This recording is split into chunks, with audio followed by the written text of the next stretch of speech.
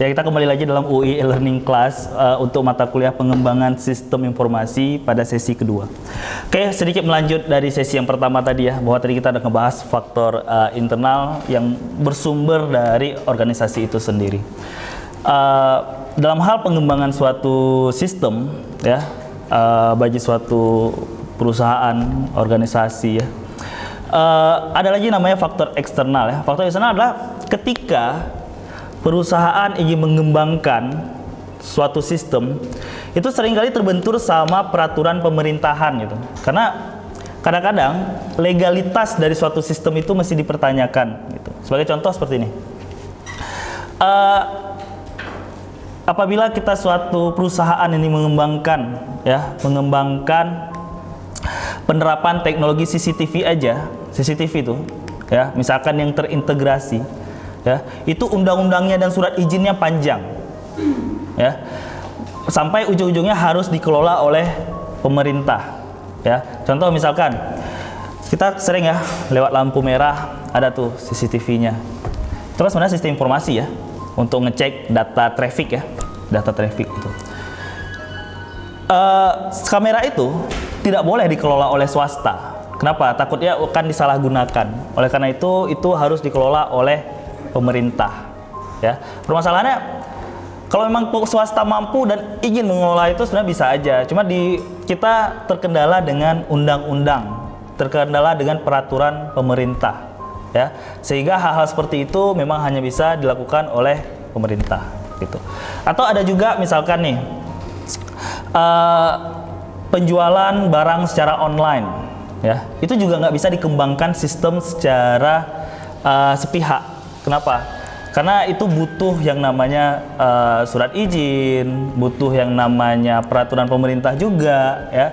Atau kalian pernah dengar juga kasus ya, 2 bulan atau 3 bulan yang lalu ya, ini mungkin ini ya sempat booming ya, gimana ada seseorang yang dia punya kemampuan, dia punya skill ya, untuk mengembangkan dari barang bekas menjadi suatu alat elektronik. Kalau nggak salah dia buat TV waktu itu ya.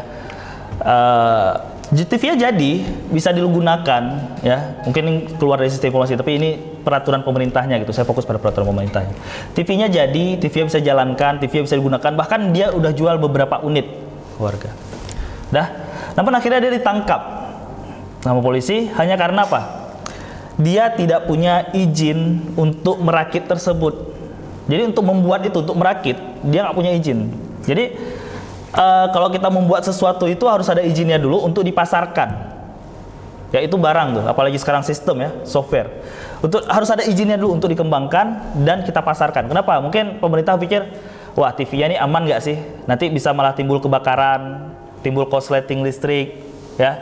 Atau bisa juga misalkan contoh yang lain, untuk yang wanita nih.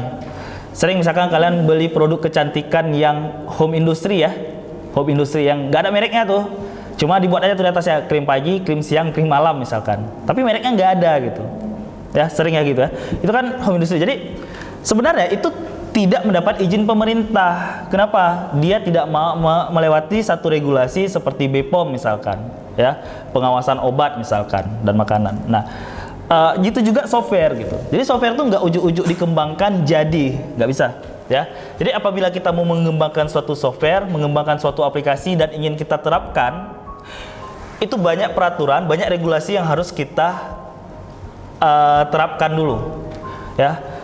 Masalah yang paling umum timbulnya bentrok di masyarakat itu. Mungkin kalian pernah kemarin tuh gimana transportasi online bentrok sama transportasi konvensional. Sering tuh ya kita dengar ya, misalkan ojek online tuh macam Gojek, Grab dan lain-lain tuh berantem sama tukang ojek pangkalan.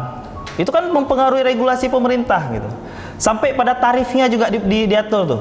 Jadi misalkan 1 kilonya berapa? Misalkan ada perusahaan 4 tuh, ada Gojek, ada Grab, atau ada apa satu lagi. Itu tarifnya per 1 kilometernya ada ditetapkan, 1 kilometer sekian tarifnya. Jadi nggak bisa tuh, oh Grab ngubah tuh 1 kilometernya ngerubah jadi yang sebelumnya 4.000 jadi 1.500, nggak bisa. Peraturannya harus ada gitu. Walaupun kan, loh ini kan perusahaan saya Ini kan aplikasi-aplikasi saya yang buat. Yang penting orang mau pakai ya saya bebas-bebas saja. Kalau dalam pengembangan sistem tidak bisa. Ada namanya peraturan pemerintah yang memang kita harus turuti, harus kita taati, gitu. Tapi kalau misalkan aplikasi ini, software ini hanya diterapkan atau hanya dipakai di dalam organisasi aja, enggak eksternal, enggak keluar, itu gimana? Bentrok nggak sama peraturan pemerintah atau regulasi yang sebenarnya? Bisa jadi, ya, bisa jadi. Kenapa? Karena apapun namanya, yang namanya software, aplikasi, ya, apabila diterapkan di satu organisasi, tujuannya adalah memudahkan organisasi tersebut. Bahkan kalau kita ujung-ujungnya adalah mendapatkan income, kan, meningkatkan income dari organisasi tersebut, gitu. Jadi misalkan di kampus lah, pengisian KRS online, mendapatkan KRS online, pengisian KRS online, mendapatkan KHS online, melihat jadwal ya secara online atau melihat nilai secara online. Itu kemudahan-kemudahan yang diharapkan adalah mahasiswa nyaman, mahasiswa mudah, dan akhirnya mahasiswa makin banyak ke kampus meningkatkan income. Jadi fokusnya adalah tujuannya adalah untuk mendapatkan income. Jadi nggak ada tuh organisasi mengeluarkan budget yang besar, kan biasa mengeluarkan budget ya, mengeluarkan budget yang besar untuk pengembangan suatu sistem tanpa mendapatkan income ke dia, itu enggak, pasti tuh. Jadi pengembangan aplikasi fokusnya memang untuk mengembangkan pendapatan, gitu, ya, dengan ujung-ujung adalah memudahkan pekerjaan dari suatu organisasi. Bisa jadi misalkan, saya pernah ceritakan, organisasi itu memperkerjakan 10 orang misalkan, atau terlalu kecil lah, 50 orang. 50 orang kita mempekerjakan, ya. Gaji 50 orang itu kan besar setiap bulannya, sekian. Dengan adanya sistem, ya, kita nggak perlu 50 orang, kita hanya perlu 25 orang. Jadi kita 25 orang ini kita hilangkan. Kita mengembangkan sistem, keluarkan budget untuk mengembangkan sistem. Kita harapkanlah keluarnya 25 orang ini lebih membesarkan income dari perusahaan tanpa harus mengeluarkan gaji kepada karyawan yang lebih banyak, gitu. Karena fokusnya memang apabila ada pengembangan sistem, tujuannya adalah untuk meningkatkan kualitas dari organisasi sehingga menambah pendapatan atau income dari organisasi tersebut, gitu. Oke. Apa yang menjadi faktor eksternal selanjutnya? Dan menjadi faktor selanjutnya yang lain adalah adanya aspek ekonomi, yaitu persaingan dalam industri itu sendiri, tingkat permintaan dan penawaran hingga tingkat inflasi. Ya, oke, ini hal yang umum ya, tingkat penawaran itu, inflasi ini adalah hal yang umum, gitu. Nah, fokusnya adalah ketika kita mengembangkan aplikasi, ya, budget, harga yang mahal itu terkadang menjadi faktor untuk menghambat apakah aplikasi itu akan kita kembangkan atau enggak. Ya, itulah ujungnya adalah hitung-hitungan. Apabila saya mengeluarkan ratusan juta untuk mengembangkan aplikasi ini, ya, kira-kira saya dapatnya berapa? Itu kan aspek ekonomi banget itu. Ya, itu sangat-sangat aspek ekonomi. Berapa uang yang harus saya dapatkan apabila saya mengembangkan aplikasi ini mengeluarkan uang sekian banyak? Kalau memang tidak ada income atau tidak ada pendapatan, kemungkinan itu tidak akan terjadi. Perkembangan dari sistem informasi itu tidak akan terjadi. Ya, jadi aspek ekonomi itu merupakan aspek dari eksternal, ya, dalam hal pengembangan dari suatu sistem informasi. Ya, ini ada aspek sosial dan aspek teknologi. Nah, aspek teknologi ini unik nih karena aspek teknologi membuat organisasi itu melakukan pengembangan, ya, pengembangan sistem secara terus-menerus. Kembalinya sih pada aspek ekonomi. Jadi apabila kita mengembangkan teknologi dalam satu range setahun aja, dalam range setahun, kemungkinan tahun depan kita akan lakukan pengembangan lagi. Kenapa?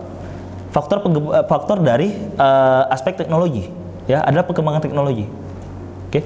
Jadi kalau misalkan berbasis desktop berubah menjadi berbasis Android, itu kan perkembangan teknologi. Apa mungkin misalkan perusahaan memaksa? Enggak, kita nggak akan pernah pakai yang seperti itu. Nggak bisa karena permintaan terlalu banyak misalkan. Perkembangan teknologi mengharuskan seperti itu, gitu. Dan sama seperti kita berada di kelas ini, e-learning. Ini adalah faktor dari perkembangan teknologi. Ya, kita nggak bisa tuh memaksakan bahwa ya tetap kuliah itu tetap harus di kelas. Nggak ada tuh istilah e-learning, nggak bisa. Sekarang itu adalah perkembangan teknologi. Ya, jadi kita tuh bisa tuh untuk mendapatkan materi tidak hanya harus hadir di kelas, nggak hanya harus hadir di kelas, kita bisa mendapatkan materi hanya dengan kita duduk di rumah atau kita juga nggak bisa ke kampus hari ini, tapi kita tidak ketinggalan materi, gitu. Nah, kalau kita memaksakan bahwa Muhammadiyah nggak akan pakai e-learning, nggak bisa. Kampus lain terus berkembang. Perkembangan teknologi memaksa kampus ini untuk adanya studio ini. Ya, nah studio ini perlu budget nggak? Perlu. Muhammadiyah mengeluarkan uang untuk ada studio ini, adanya kamera, adanya fasilitas online. Bahkan kalian sekarang bisa akses kan elearning.ui.ac.id. Nanti kalian pilih mata kuliahnya, materi hari ini akan masuk ke sana. Ya, itu kan faktor dari aspek teknologi. Kalau enggak, ya kampus kita akan ketinggalan terus dalam hal persaingan dengan organisasi yang lain, kampus yang lain, gitu. Jadi perkembangan teknologi memaksa suatu perusahaan atau organisasi untuk berkembang lebih cepat, ya, dan meningkatkan persaingan. Oke, kita akan masuk sesi ketiga setelah ini. Jadi kita break dulu. Oke, kita akan kembali lagi setelah yang satu ini.